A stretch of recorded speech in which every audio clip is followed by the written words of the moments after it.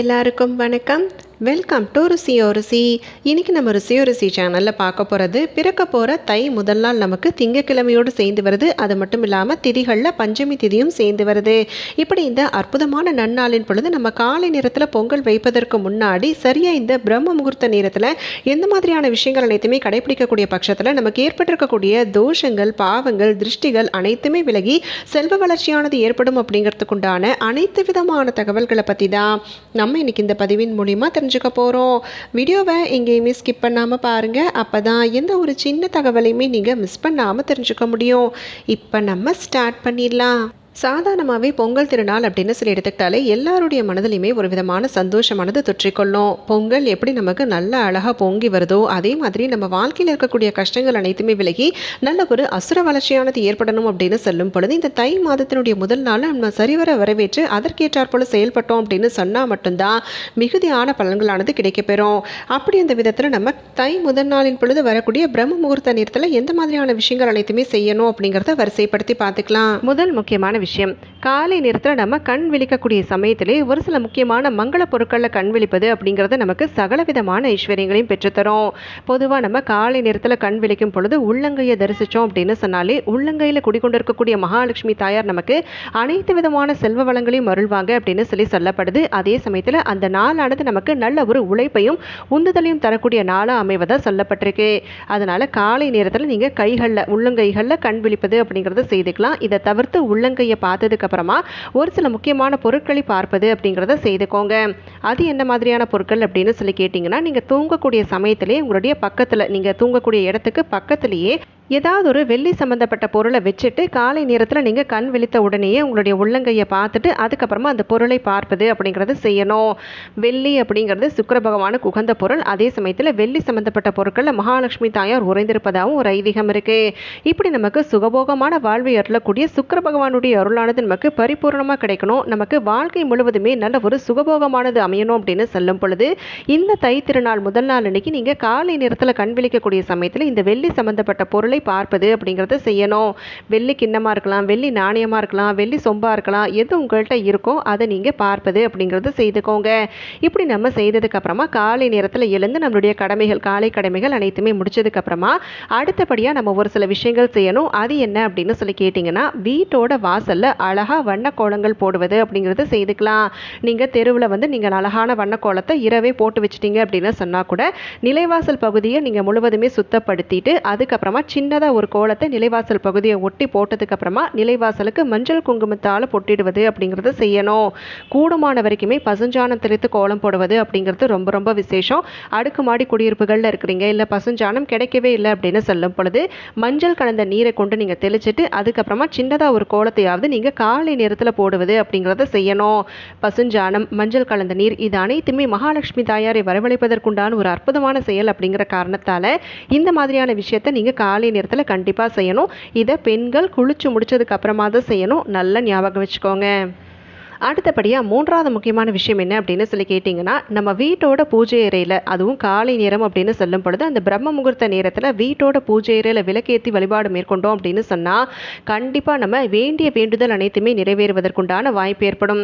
மார்கழி மாதத்தில் இது நாள் வரைக்குமே நம்ம காலை நேரத்தில் எழுந்து வீட்டு பூஜை அறையில் விளக்கேற்றி வழிபாடு அனைத்துமே செய்துட்டு வந்தோம் பார்த்தீங்களா, அதனுடைய தொடர்ச்சியாக தை முதல் நாள் அன்னைக்கும் செய்யணும். இதை தொடர்ந்து நம்ம செய்து கொண்டே வருவது சிறப்பு. உங்களால் முடியல அப்படின்னு சொன்னாக்கா நீங்கள் தை முதல் நாள் மட்டுமாவது அதிகாலை நேரத்தில் சீக்கிரமாக எழுந்து வீட்டு பூஜை அறையில் விளக்கேற்றுவது அப்படிங்கிறத செய்துக்கோங்க. விளக்கேற்றக்கூடிய சமயத்தில் நீங்கள் ஒரு சில முக்கியமான பொருட்களை வைத்து வழிபடணும். அது என்னன்னு கேட்டிங்கன்னா, 5 கிண்ணங்கள் எடுத்துக்கோங்க. இதை தவிர்த்து புத்தாடைகள் நீங்கள் வாங்கியிருப்பீங்க இல்லைங்களா, அதையும் வைத்து வழிபடணும்.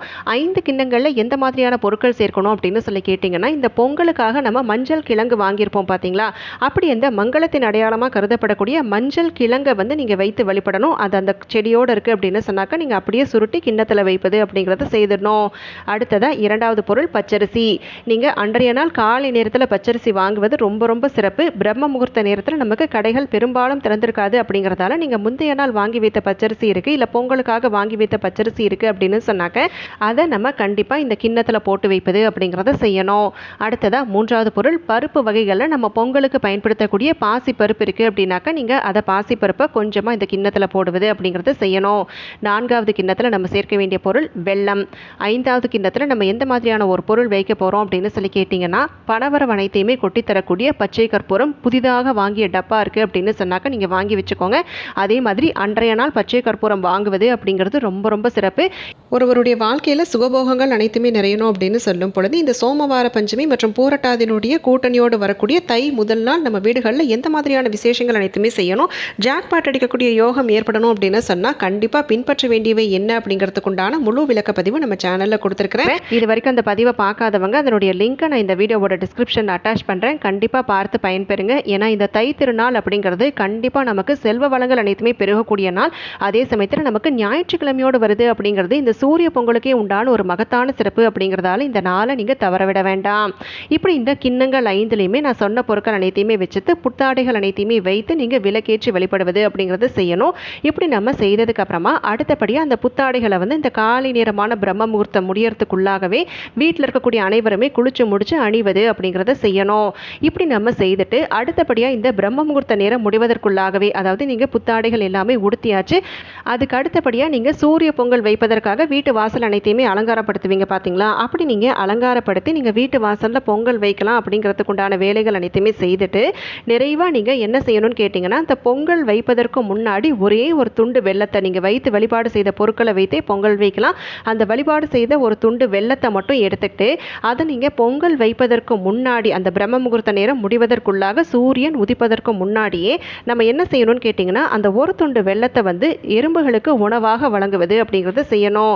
பக்கத்துலேயே உங்கள் வீட்டுக்குள்ளேயே செடிகள் இருக்குது, அந்த செடிகளுக்கு இடையில எறும்பு இருக்குது அப்படின்னு சொன்னாக்க போட்டுடலாம். இல்லை எறும்புகள் எதுவுமே இல்லைங்க, எங்கள் வீட்டில் எறும்பே சுத்தமாக வராது அப்படின்னு சொல்லக்கூடியவர்கள் நிலைவாசல் பகுதிக்கு மேலே, அந்த நிலைவாசலுக்கு மேலே ஒரு துண்டு வெல்லத்தை வைப்பது அப்படிங்கிறத செய்துக்கோங்க. இப்படி நம்ம செய்யும் பொழுது கண்டிப்பாக நிலைவாசலில் குடிகொண்டு இருக்கக்கூடிய குலதெய்வங்களும் சரி கும்பதேவதைகளும் சரி மனமகிழ்ந்து நமக்கு அனைத்து விதமான நற்பலன்களையும் அருள்வாங்க அப்படின்னு சொல்லி நம்பப்படுது. எறும்புகளுக்கு நம்ம உணவாக இட்டதுக்கு அப்புறமா அதுக்கப்புறம் நம்ம பொங்கல் வைத்து வழிபாடு மேற்கொண்டோம் அப்படின்னு சொன்னால் கண்டிப்பாக நம்ம வாழ்க்கையில் சூழ்ந்திருக்கக்கூடிய அனைத்து விதமான தோஷங்களும் பாவங்களும் இன்றோடு விலக பெற்று நல்லவைகள் அனைத்துமே தேடி வருவதற்குண்டான வாய்ப்பு ஏற்படும். 2 விஷயத்தையுமே செய்வது அப்படிங்கிறதாலும் செய்யலாம், உங்களுடைய விருப்பம் தான். ஒருவேளை எறும்பு வரலை அப்படின்னு சொல்லக்கூடியவர்கள் மட்டும் நிலைவாசல் பகுதிக்கு மேலே நீங்கள் ஒரு துண்டு வெல்லத்தை வைப்பது அப்படிங்கிறத செய்துக்கோங்க. இப்படி இந்த விஷயங்கள் அனைத்தையுமே நீங்கள் அதிகாலை நேரமான பிரம்ம முகூர்த்தத்துக்குள்ளாகவே செய்து முடிச்சுட்டு சூரிய பொங்கல் வைப்பது அப்படிங்கிறத செய்துக்கோங்க. இப்படி நம்ம செய்து சூரிய பகவானை வணங்கும் பொழுது கண்டிப்பாக நமக்கு இது நாள் வரைக்குமே ஏற்பட்டிருந்த அனைத்து விதமான தோஷங்களும் பாவங்களும் விலகும். அதே சமயத்தில் நமக்கு நல்ல ஒரு செல்வ செழிப்பானது ஏற்படுவதற்குண்டான வாய்ப்பும் ஏற்படும். சுகபோகமான வாழ்க்கை அமையணும், கஷ்டங்கள் அனைத்துமே நமக்கு தீரணும் அப்படின்னு சொல்லி இது நாள் வரைக்குமே நீங்கள் வழிபாடு பரிகாரங்கள் விரதங்கள் இது அனைத்துமே கடைபிடித்திருந்தாலுமே இந்த அற்புதமான தை முதல் நாள் அன்னைக்கு நீங்கள் செய்யக்கூடிய இந்த விஷயமானது கண்டிப்பாக உங்களுடைய ஆசைகள் அனைத்துமே நிறைவேற்றி தருவதற்குண்டான அருளை பெற்று தருவதில் சந்தேகமே இல்லை. அதனால் முழு நம்பிக்கையோடையும் ஈடுபாட்டோடையும் சின்ன சின்ன விஷயங்கள் தான், ஆனால் இதை நம்ம ஒன்று சேர்த்து சரியாக செய்தோம் அப்படின்னு சொன்னாலே போதும். கட்டாயமாக நம்ம வாழ்க்கை முழுவதுமே இனிமையான விஷயங்களையும் இனிமையான சம்பவங்களையும் மட்டுமே எதிர்கொள்வதற்குண்டான அருள் கிடைக்கும்.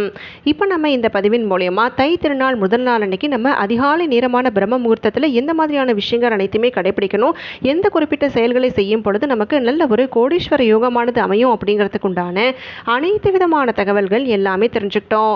தோஷங்கள் அனைத்துமே தீரணும், பாவங்கள்லேருந்து விடுபடணும், இனி வரக்கூடிய நாட்களில் நமக்கு செல்வ செழிப்பானது ஏற்படணும் அப்படின்னு சொல்லும் பொழுது இப்போ நான் சொன்ன விஷயங்கள் அனைத்துமே நீங்கள் முறையாக கடைபிடித்து அனைத்து விதமான நற்பலன்களையும் பெறணும் அப்படின்னு சொல்லி கேட்டுக்கிறேன். இந்த பதிவு உங்களுக்கு கண்டிப்பாக பயனுள்ளதாக அமைஞ்சிருக்குன்னு சொல்லி நினைக்கிறேன். இந்த பதிவு உங்களுக்கு பயனுள்ளதாக இருக்குது அப்படின்னு சொல்லும் பொழுது உங்களுடைய ஃப்ரெண்ட்ஸ் அண்ட் ஃபேமிலிக்கும் தவறாமல் ஷேர் பண்ணுங்கள். அவங்களும் இந்த தகவல்கள் எல்லாத்தையுமே பார்த்து தெரிஞ்சுக்கிட்டோம். இந்த பதிவை நான் இதோடு இங்கே நிறைவு செய்கிறேங்க. நாளைக்கு மறுபடியும் ஒரு பயனுள்ள பதிவோடு உங்களை நான் சந்திக்கிறேன். அது வரைக்கும் நன்றி, வணக்கம்.